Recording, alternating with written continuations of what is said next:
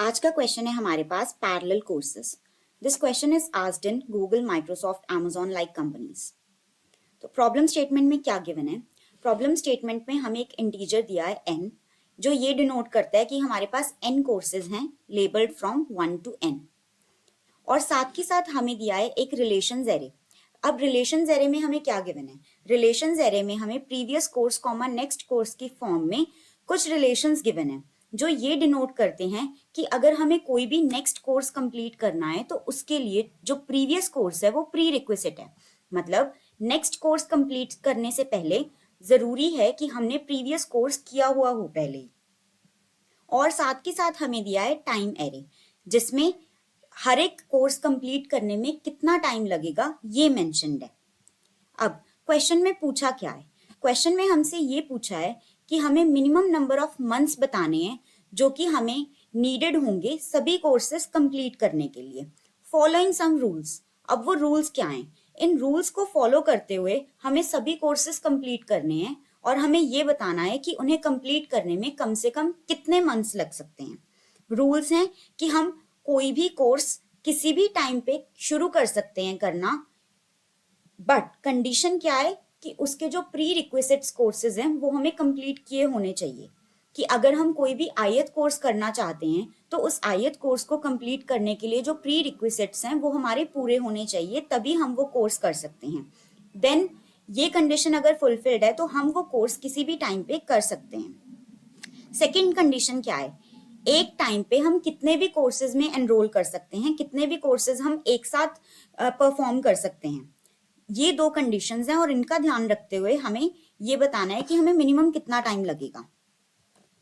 अब एक test case की मदद से समझ लेते हैं। अब ये टेस्ट केस गिवन है, इसमें रिलेशंस एरे गिवन है, टाइम एरे गिवन है और कहा है कि हमारे पास 3 कोर्सेज हैं। अब हमें बताना है कि मिनिमम से मिनिमम कितने मंथ्स लगेंगे हमें ये तीनों कोर्सेज कंप्लीट करने में, अगर हम उन कंडीशंस को फॉलो करते हैं। तो सबसे पहले तो 1,3 का क्या मतलब हुआ? 1,3 का मतलब है यहाँ पे कि अगर मुझे 3rd नंबर वाला कोर्स करना है तो ये जरूरी है कि उससे पहले मेरा 1 नंबर वाला कोर्स किया हुआ हो, वरना मैं 3rd नंबर वाला कोर्स नहीं कंप्लीट कर सकती। 2,3 का मतलब कि अगर मुझे 3 नंबर वाला कोर्स करना है तो मुझे 2nd नंबर वाला कोर्स पहले से किया होना जरूरी है। तो इन शॉर्ट, अगर मैं इस चीज को ग्राफ की फॉर्म में रिप्रेजेंट करूं तो मैं कैसे कर सकती हूँ कि ये मेरा 3rd नंबर वाला कोर्स है, बट इस तक पहुंचने के लिए या इस तक मुझे रीच करने के लिए मेरा 1st नंबर वाला कोर्स कंप्लीट किया होना जरूरी है। एंड अगर मैं 2nd वाले को ग्राफ की फॉर्म में रिप्रेजेंट करूं तो मैं कैसे लिख सकती हूँ कि ये मेरा 3rd नंबर वाला कोर्स है एंड इस तक रीच करने के लिए मुझे 2nd नंबर वाला कोर्स कंप्लीट किया होना जरूरी है। तो इस तरह मैंने इसे ग्राफ की फॉर्म में रिप्रेजेंट कर दिया। साथ ही साथ नीचे मैंने टाइम मेंशन कर दिया, जो कि हमें टाइम एरे में गिवन है। जो फर्स्ट कोर्स है उसे कंप्लीट करने में मुझे 3 मंथ्स लगेंगे, 2nd कोर्स को कंप्लीट करने में 2 मंथ्स एंड 3rd कोर्स को कंप्लीट करने में 5 मंथ्स। अब मुझे बताना है कि मिनिमम कितने टाइम में मैं सभी कोर्सेज कंप्लीट कर सकती हूँ। मुझे इतना पता है कि मैं एक ही टाइम पे बहुत सारे कोर्सेज कर सकती हूँ अगर मेरे उन कोर्सेज के प्री रिक्विजिट्स कंप्लीट हैं। अगर ध्यान से देखा जाए तो 1st नंबर वाला कोर्स और 2nd नंबर वाला कोर्स, इनके तो कोई प्री रिक्विजिट्स हैं ही नहीं एंड स्टार्टिंग में मैंने ऑलरेडी से कोई कोर्स परफॉर्म भी नहीं किया हुआ। तो स्टार्टिंग में तो मैं सिर्फ और सिर्फ वही कोर्सेज की तरफ देख सकती हूँ जिनके कोई प्री रिक्विजिट्स नहीं है, क्योंकि स्टार्टिंग में मैंने ऑलरेडी से कोई कोर्स नहीं किया हुआ। तो मैंने क्या कहा कि स्टार्टिंग में मैं ये दोनों कोर्सेज कर लेती हूँ क्योंकि इनके तो कोई प्री रिक्विजिट्स नहीं है। फिर इनको करने के बाद मैं देखूंगी कि मैं और कौन से कोर्सेज हैं जो अब कंप्लीट कर सकती हूँ। तो अब एक साथ मैंने 1st और 2nd कोर्स करना शुरू कर दिया, बट मुझे पता है कि अगर दोनों कंप्लीट करने हैं मुझे तो दोनों में से जिसमें ज्यादा टाइम लगेगा, इन टोटल मुझे उतना ही टाइम लगेगा दोनों कोर्सेज कंप्लीट करने में। अब टाइम लाइन था, मैंने 0 से स्टार्ट किया, 2 मंथ्स खत्म हो गए, बट 2 मंथ्स में अभी मेरा सिर्फ 2nd कोर्स ही पूरा हुआ है और जैसे ही 3 मंथ्स खत्म हुए तो मेरा 1st कोर्स भी पूरा हो गया। तो इन शॉर्ट मुझे दोनों कोर्सेज कंप्लीट करने में 3 महीने लग गए। तो मतलब मैक्सिमम ऑफ दीज 3 मंथ्स लग गए मुझे 1st और 2nd कंप्लीट करने में, अगर मैं दोनों को सेम टाइम पे स्टार्ट करती हूँ। अब ये कंप्लीट हो गए, इसके बाद मैंने देखा कि मैं कौन से कोर्सेज कर सकती हूँ। अब तो मेरे पास सिर्फ 3rd बचा है, तो फिर मैंने थर्ड कोर्स परफॉर्म कर लिया, तो मुझे टोटल टाइम कितना लगा, 3 + 5 8 मंथ्स। तो मिनिमम 8 मंथ्स में मैं अपने तीनों कोर्सेज कंप्लीट कर सकती हूँ। ये तो चलो हमने सोच लिया कि हम ऐसे ऐसे कम कोर्सेज थे तो हमने आराम से सोच लिया, बट क्या हम इसका कोई जनरल एल्गोरिदम डिवाइस कर सकते हैं या जनरल रूल बना सकते हैं कि हम ये स्टेप्स फॉलो करेंगे एंड देन हम चाहे जितने मर्जी कोर्सेज हों उनके लिए मिनिमम टाइम निकाल सकते हैं। तो हम अप्रोच देखते हैं। क्वेश्चन की कंडीशंस और रीच को देखते हुए सबसे ज्यादा बेटर यहाँ पे टोपोलॉजिकल सॉर्ट एल्गोरिदम सूट कर रहा है। अब क्यों टोपोलॉजिकल सॉर्ट? पहली बात तो टोपोलॉजिकल सॉर्ट परफॉर्म करने की भी कुछ कंडीशंस होती हैं। हम ये भी देखेंगे कि टोपोलॉजिकल सॉर्ट होता क्या है। तो बट कि यहाँ हम टोपोलॉजिकल सॉर्ट आखिर यूज क्यों कर रहे हैं, तो पहले हम ये देख लेते हैं कि टोपोलॉजिकल सॉर्ट क्या होता है। Topological sort is basically a graphic algorithm. Graph में हम यूज करते हैं इस एल्गोरिथम का, और सिर्फ ये एक पर्टिकुलर टाइप ऑफ ग्राफ्स में ही यूज हो सकता है, डायरेक्टेड एसाइक्लिक ग्राफ। अब डायरेक्टेड एसाइक्लिक ग्राफ्स क्या होते हैं? सबसे पहले तो उन ग्राफ्स में डायरेक्टेड एजेस होनी चाहिए, मतलब उनके एजेस जो हैं किसी पर्टिकुलर डायरेक्शन में पॉइंट कर रहे होने चाहिए। ऐसा नहीं है कि अनडायरेक्टेड एजेस गिवन है। साथ ही साथ वो ए साइक्लिक होना चाहिए। ए साइक्लिक मतलब ग्राफ में कोई भी साइकिल नहीं प्रेजेंट होना चाहिए। साइकिल हम किसे बोल सकते हैं? जैसे ये एग्जांपल है, this is a cyclic graph because if I start from any node I will reach at the same node after completing one cycle। अगर मैं जीरो से स्टार्ट करती हूँ देन मैं साइकिल कंप्लीट करके जीरो पे वापस आ सकती हूँ। तो मतलब ये एक साइक्लिक ग्राफ है, और टोपोलॉजिकल सॉर्ट ऐसे ग्राफ्स में नहीं परफॉर्म किया जा सकता। अब टोपोलॉजिकल सॉर्ट होता क्या है? टोपोलॉजिकल सॉर्ट बेसिकली हमें वर्टिसेस की लीनियर ऑर्डरिंग प्रोवाइड कर देगा, और उस लीनियर ऑर्डरिंग में ये चीज जरूर सेटिस्फाइड होगी कि अगर आपकी कोई डायरेक्टेड एज है ग्राफ में u, v और u से v की तरफ एरो जा रहा है, तो जो लीनियर ऑर्डरिंग या जो आपने नोड्स की ऑर्डरिंग टोपोलॉजिकल सॉर्ट से निकाली है उसमें भी हमेशा u v से पहले ही आएगा। अगर ग्राफ में एज में u से v तक एरो जा रहा है तो टोपोलॉजिकल सॉर्ट का जो ऑर्डर होगा उसमें भी हमेशा u v के पहले ही आएगा, और ये चीज हर एक एज के लिए सेटिस्फाई करेगी। मतलब ग्राफ में जितनी भी एजेस होंगी, जो भी ऑर्डर एजेस का होगा, मतलब एजेस के अकॉर्डिंगली जो भी नोड्स का ऑर्डर होगा वही ऑर्डर ग्राफ के साथ साथ टोपोलॉजिकल सॉर्ट में भी फॉलो किया जाएगा। अब ये होता है टोपोलॉजिकल सॉर्ट। ये तो हमने देख लिया कि क्या होता है। अब इस क्वेश्चन में टोपोलॉजिकल सॉर्ट कैसे अप्लाई हो सकता है? सबसे पहले तो हम इंट्यूशन देखते हैं कि क्यों टोपोलॉजिकल सॉर्ट। हमने कहा कि टोपोलॉजिकल सॉर्ट सिर्फ और सिर्फ ए साइक्लिक ग्राफ्स में यूज हो सकता है, और जो हमारा क्वेश्चन गिवन है उसमें कभी साइकिल पॉसिबल है ही नहीं। सपोज हमारे पास अगर ऐसा गिवन होता ग्राफ, हम ये सपोज कर लेते कि ये चलो क्वेश्चन में ये ग्राफ गिवन है, तो क्या ऐसा पॉसिबल हो सकता है कि हमारा क्वेश्चन इस ग्राफ के लिए कंपैटिबल हो? मैंने कहा कि जीरोथ कोर्स मुझे कंप्लीट करना है, और जीरोथ कोर्स कंप्लीट करने के लिए मैं कह रही हूँ कि 2 प्री रिक्विजिट है, क्योंकि 2 से एरो 0 की तरफ जा रहा है, एंड 2 कंप्लीट करने के लिए 1 रिक्विजिट है, प्री रिक्विजिट, एंड 1 कंप्लीट करने के लिए 0 है। ऐसा कैसे हो सकता है? ऐसे तो मैं कभी कोई कोर्स स्टार्ट ही नहीं कर सकती, क्योंकि हर एक कोर्स एक दूसरे का प्री रिक्विजिट बन रहा है। तो इस वजह से हमारे क्वेश्चन में कभी भी साइकिल प्रेजेंट हो ही नहीं सकता। फर्स्ट कंडीशन तो ये है। सेकंड, मुझे कोर्सेज का प्रेफरेंस ऑर्डर दिया है।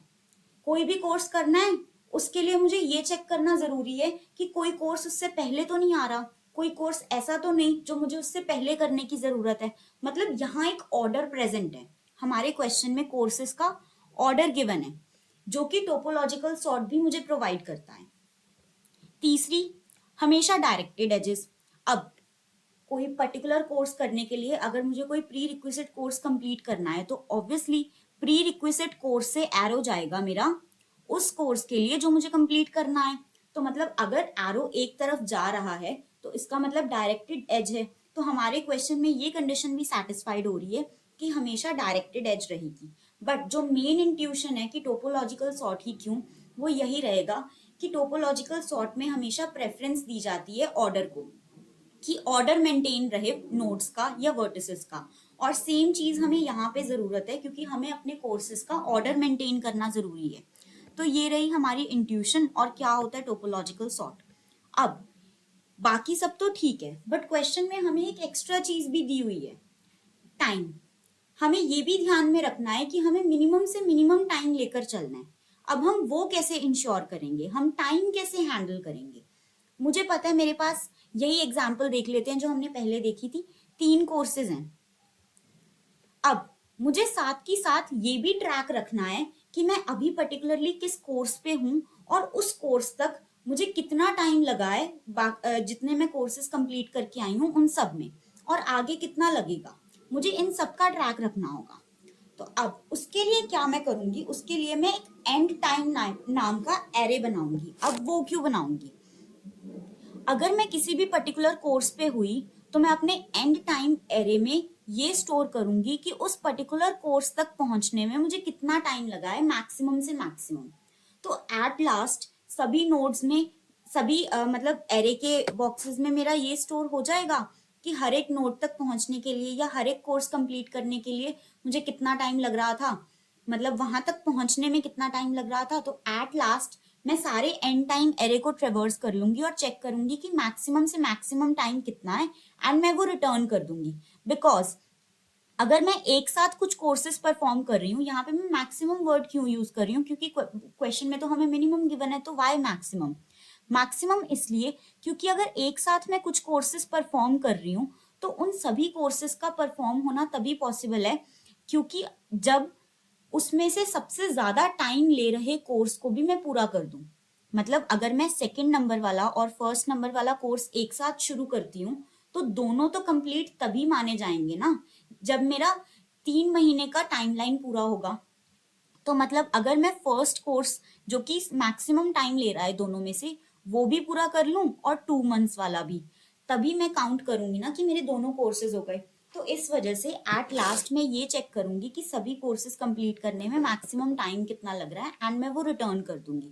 तो मिनिमम कैसे इंश्योर होगा, मिनिमम इंश्योर होगा टोपोलॉजिकल सॉर्ट से, बिकॉज हम ऑर्डर फॉलो कर रहे हैं एंड ऑर्डर फॉलो करते हुए हम ये भी बात ध्यान में रख रहे हैं कि मिनिमम से मिनिमम टाइम ही रहे, और वो तभी रह सकता है कि अगर हम ये देखते चलें कि अब कौन से कोर्सेज हैं जिन्हें मैं कर सकती हूँ, उन सबको एक साथ रख लूं। तो इस वजह से मिनिमम और मैक्सिमम दोनों चीजें इंश्योर हो रही हैं। तो इस क्वेश्चन के ड्राई रन से समझ लेते हैं।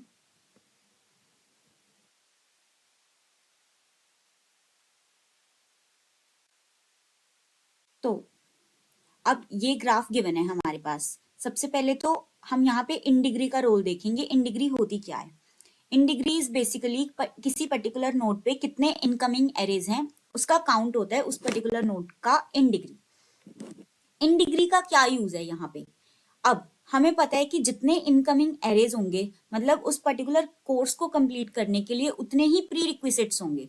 तो इस वजह से यहाँ पे इन डिग्री का बहुत रोल है, बिकॉज टोपोलॉजिकल सॉर्ट करने के लिए हमें हर एक नोड की इन डिग्री पता होनी जरूरी है, क्योंकि हम यही प्रेफर करेंगे कि जिसकी इन डिग्री कम होगी हम सबसे पहले उसे कंप्लीट करें, क्योंकि उसके प्री रिक्विजिट्स कम से कम होंगे। तो यहाँ पर फर्स्ट की इन डिग्री कितनी है, 0, उसे कंप्लीट करने के लिए कोई प्री रिक्विजिट नहीं चाहिए। सेकेंड की भी 0, उसे भी कंप्लीट करने के लिए कोई प्री रिक्विजिट नहीं चाहिए। थर्ड की आएगी 2, बिकॉज उसे कंप्लीट करने के लिए 2 प्री रिक्विजिट्स हैं, 1 एंड 2। अब एंड टाइम में हम साथ के साथ टाइम स्टोर कर रहे होंगे कि अगर हम उस पर्टिकुलर नोड पे एंड कर रहे हैं तो कितना टाइम लगा होगा अब तक। तो अब सबसे पहले ट्रेवर्स करना शुरू करते हैं। हमें एक क्यू की जरूरत होगी, बिकॉज क्यू में ये ट्रैक रखेंगे हम कि हम किस किस नोड को ट्रेवर्स कर चुके हैं, मतलब किस किस कोर्स को कंप्लीट कर चुके हैं और किसको नहीं, जो कि टोपोलॉजिकल सॉर्ट कंप्लीट करने के लिए जरूरी है। तो स्टार्टिंग में मैं प्रेफर करूंगी उन कोर्सेज को लेने की जिनकी इन डिग्री 0 है, क्योंकि उनके कोई प्री रिक्विजिट्स नहीं है, एंड उन सबको एक साथ ले लूंगी। तो अब सबसे पहले तो मैंने 1 नंबर वाला कोर्स ले लिया, क्यू में डाल लिया, एंड 2 वाला, और साथ के साथ अपडेट कर दिया इन्हें एंड का एंड टाइम, कि अगर मैं 1 पे खत्म कर रही हूँ तो मुझे कितने मंथ्स लगेंगे, 3। अगर मैं 2 पे खत्म कर रही हूँ देन 2। अभी थर्ड का हमें कुछ आइडिया नहीं है, हम अपडेट करेंगे बाद में। तो अब आइट्रेट करना शुरू किया, क्यू में से 2 पॉप किया, तो 2 के एडजेसेंट एलिमेंट्स भी देखे, 2 का एडजेसेंट एलिमेंट है 3, तो इसकी इन डिग्री 1 से रिड्यूस कर दी। क्यों, क्योंकि इसका एक प्री रिक्विजिट तो पूरा हो गया 2, जिसे मैंने पॉप कर दिया क्यू में से, तो उसकी इन डिग्री मैंने 1 से कर दी रिड्यूस, और साथ ही साथ कर दिया एन टाइम टेबल भी अपडेट। अब एन टाइम अपडेशन में हमेशा मुझे मैक्सिमम टाइम कंसिडर करना है, तो अभी यहाँ पे कुछ नहीं है, तो मैक्सिमम टाइम कितना आएगा, 2 को पूरा करने में मुझे कितना टाइम लगा, प्लस अभी मेरा प्रेजेंट थर्ड इंडेक्स वाला यानी कि 5 मंथ्स, तो 2 + 5 यहाँ पे आ जाएगा अपडेट होके 7। अब ये और साथ ही साथ क्या मुझे इसमें थर्ड को पॉप करना चाहिए, थर्ड को पुश करना चाहिए, नहीं, क्योंकि अभी उसकी इन डिग्री 1 है, मतलब अभी भी कोई ना कोई ऐसा प्री रिक्विजिट है जो मैंने कंप्लीट नहीं किया। तो चलो मैं क्यू के सेकेंड एलिमेंट पर आ गई 1, मैंने इसे पॉप किया, तो साथ ही साथ इसके एडजेसेंट एलिमेंट्स देखे, इसका एडजेसेंट एलिमेंट है 3, तो मैंने इसकी इन डिग्री अपडेट कर दी, 1 से रिड्यूस कर दी, अब इसकी डिग्री हो गई 0। साथ ही साथ मैंने एन टाइम टेबल देखा, मतलब एन टाइम देखा, तो इसमें क्या था, 1 को कंप्लीट करने में मुझे कितने मंथ्स लग रहे हैं, 3, और 3 को कंप्लीट करने में 5, तो मैक्सिमम से मैक्सिमम टाइम कितना हुआ, 3 + 5 यानी 8, और 8 यहाँ पर 7 से ज्यादा है, तो मैं इसे अपडेट कर दूंगी 8 से। अब ऐसा क्यों किया मैंने, ऐसा इसलिए किया क्योंकि अगर मैं 2 से 3 तक का देखूं तो 7 मंथ्स बन रहे हैं, बट मुझे ये भी तो कंसिडर करना है कि अगर मैं 2 स्टार्ट कर रही हूँ तो 2 के साथ साथ मैं 1 भी तो स्टार्ट कर रही थी, एंड 2 और 1 दोनों एक साथ खत्म हो, दोनों कंप्लीट हो, वो तो 3 मंथ्स में ही पॉसिबल हो सकते हैं, 2 मंथ्स में तो सिर्फ और सिर्फ 2 ही कंप्लीट होगा। तो एंड टाइम में हमेशा मैं मैक्सिमम अपडेट कर रही हूँ, और साथ ही साथ अब मैंने चेक किया कि इन डिग्री अब कोई ऐसा कोर्स है जिसकी 0 हो चुकी है और मैंने कंसिडर नहीं किया, तो वो था 3, तो अब मैंने 3 को भी कंसिडर कर लिया। तो एट लास्ट मैं 3 को पॉप करूंगी और 3 के नेबर्स चेक करूंगी जो